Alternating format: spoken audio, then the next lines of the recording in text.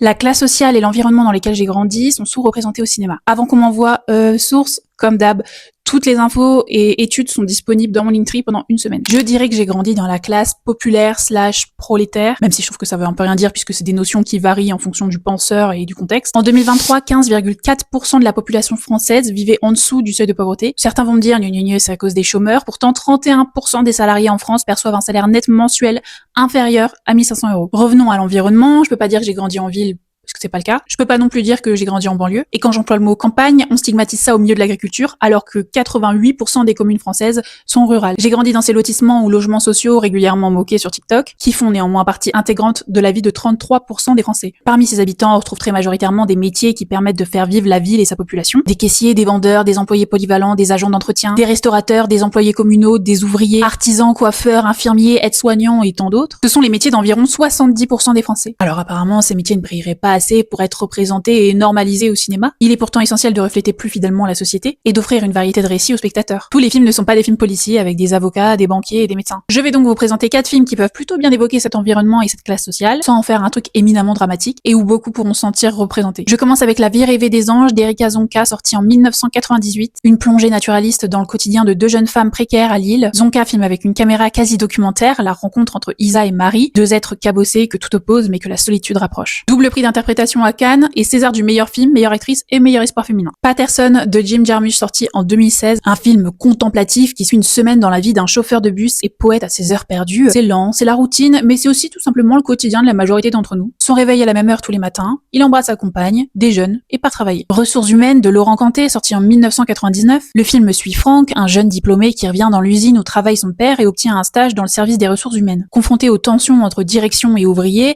il découvre les réalités du monde du travail et les inégalités sociales, tout en naviguant entre loyauté familiale et devoirs professionnels. On termine avec Discount de Louis-Julien Petit, sorti en 2015. C'est pas le film du siècle, mais c'est le premier auquel j'ai pensé et je pense qu'il représente le plus l'environnement dans lequel j'ai grandi. C'est autour d'un supermarché menacé par l'arrivée des caisses automatiques. Des employés précaires décident de créer leur propre magasin solidaire en récupérant les invendus.